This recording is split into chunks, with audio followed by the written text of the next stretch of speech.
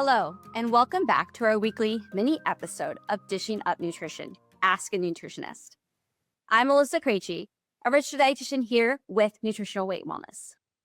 If you have ever thought to yourself, I know I should be eating more protein, but I cannot stand chewing meat at each meal, this episode is for you. Today, we will discuss how you can get in the right amount of protein for you in a way that you enjoy. We will briefly walk through why eating enough daily protein, and in particular, animal sources of protein matters. How much daily protein is enough? What challenges come from relying on mostly plant protein? How to eat enough daily protein if you're sick of meat? And how to make eating animal protein foods enjoyable. So, first, why is protein worth all this effort in the first place? In short, protein is what makes up all the tissues in our body. Protein supports bones, tendons, muscle tissue, ligaments, skin, hair, and nails. It is an important component to your overall health and feeling good in your day-to-day life. For adults, eating enough high-quality protein-rich foods is vital to help protect lean body mass, preventing the loss of muscle and strength associated with aging. Adults who eat higher protein diets, about 30% coming from protein, tend to feel more satisfied, which may help prevent overeating and support maintaining and or achieving a healthy body weight. When you plan and prepare a meal or order a meal out to eat, start with asking yourself, where is the protein? Now, why emphasize animal protein foods in particular? All proteins are made up of amino acids. You must obtain 9 of the 21 amino acids from food because your human body is unable to make them on its own. They are known as essential amino acids. Animal protein foods contain all 9 essential amino acids in adequate quantities useful to the human body. They are high-quality, complete proteins. Most plant foods, apart from a small handful of complete protein plant foods, including soy, pistachios, hemp and chia seeds, quinoa, teff, amaranth, buckwheat, and nutritional yeast, are incomplete protein foods. Do not contain all 9 essential amino acids in the ideal amounts for the human body.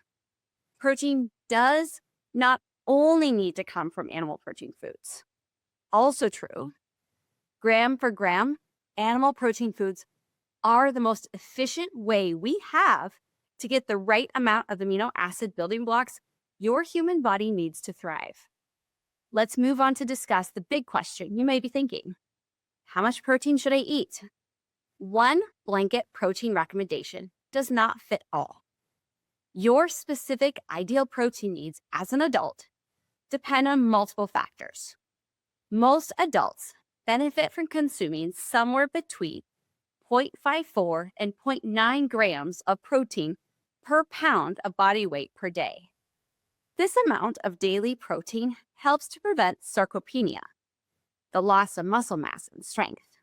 Sarcopenia is a key risk factor for faults. If you have significant body fat weight loss goals, we will often use a reference weight or your goal weight to estimate your daily protein needs. Let's do some math for an example. Let's take a 150-pound adult aiming for 0.82 grams per pound body weight per day. They will end up aiming for around 123 grams of protein per day. What does 123 grams of protein really mean? In the nutrition world, grams of protein refers to the number of grams of the macronutrient protein, not the number of grams of a protein-containing food like beef or chicken. A 4-ounce serving of cooked beef tenderloin steak, for instance, weighs about 112 grams, but it only contains about 34 grams of the protein macronutrient. 1 ounce, or 28 grams of animal protein-containing food provides about 7 grams of the macronutrient protein. Following the range of 0.54 to zero point 0.9 grams protein per pound per day, women often do best eating around 3 to 4 ounces of cooked animal protein at meals, or a total somewhere between 21 to 30 grams of protein, plus around 2 ounces or about 14 grams of protein at a snack, which lands somewhere between 11 to 14 ounces per day, about 80 to 105 grams of the macronutrient protein. Men often do best with 5 to 6 ounces of cooked animal protein at meals, or 35 to 42 grams of protein, plus 2 to 3 ounces, or 14 to 21 grams of protein with a snack. This lands somewhere around 17 to 20 ounces per day, about 120 to 140 grams of the macronutrient protein. Think of these numbers as targets to experiment with and check in with yourself regarding how you feel. Most of my clients find that once they hit these daily protein ranges, they feel more satisfied after meals, experience fewer cravings, and notice stronger energy throughout the day.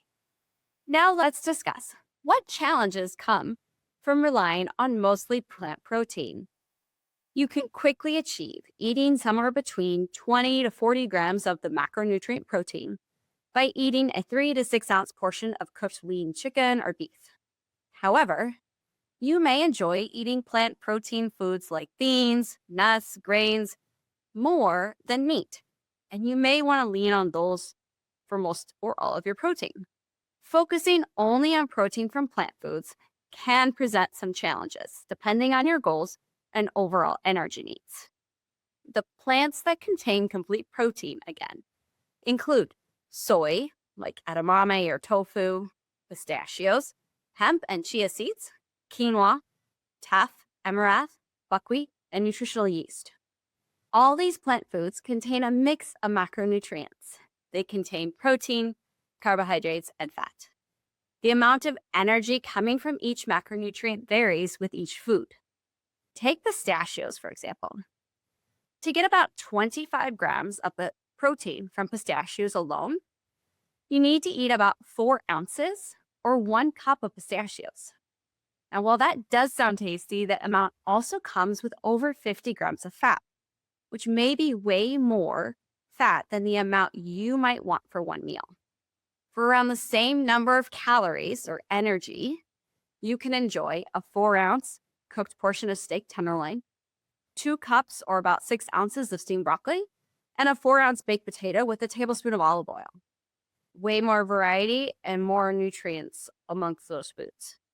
Grains are another example. Quinoa provides complete plant protein. You need to eat over 4 servings of cooked quinoa, about 3 cups or 19 ounces, to obtain about 25 grams of protein, the same amount you can get from that 3.5 ounce-ish portion of cooked lean beef.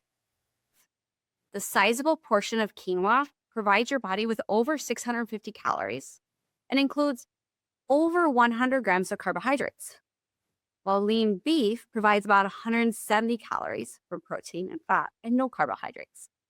While plant foods do contribute protein, a balanced diet that covers all your protein and energy needs usually relies on a mix of foods, with meat, fish, dairy, and eggs doing most of the heavy lifting, and the plant proteins kind of filling things in around the edges. The takeaway: if you're wanting to hit between 80 to 140 grams of protein per day, only from plant food sources, you will most likely end up needing larger portions of higher carb or higher fat foods, large bowls of grains, generous amounts of nuts. For people with higher daily caloric energy needs, it can work. For many adults, however, those portions can quickly throw off blood sugar balance and lead to weight gain.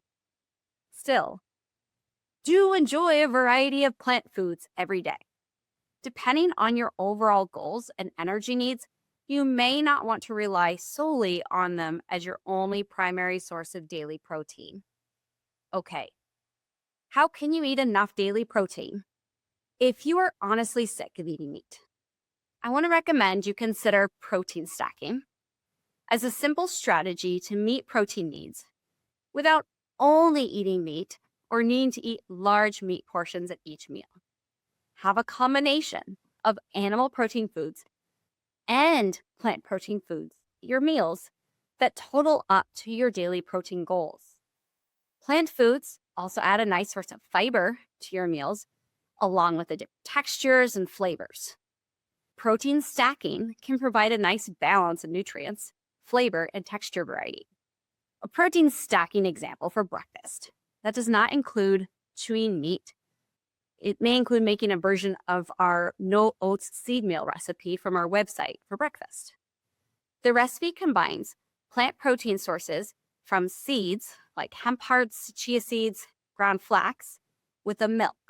I generally use a lactose-free, ultra-filtered milk that has a bit more protein per cup and will add about 3/4 of a cup of berries and somewhere between 1/4 to 1/3 of a cup of cooked grain.